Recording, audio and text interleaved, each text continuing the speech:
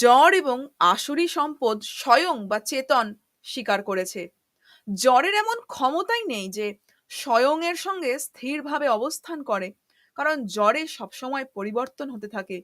চেতন যদি সেটি না ধরে তবে সে সতই মুক্ত থাকে, কারণ চেতনে কখনো বিকার হয় না, এটি সর্বদা একইভাবে বিরাজ করে।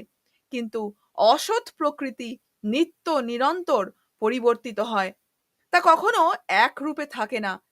চেতন প্রকৃতির সঙ্গে সম্পর্ক স্বীকার করে নিয়েছে, সেই সম্পর্কের অস্তিত্ব সে আমি এবং আমার রূপে স্বীকার করেছে।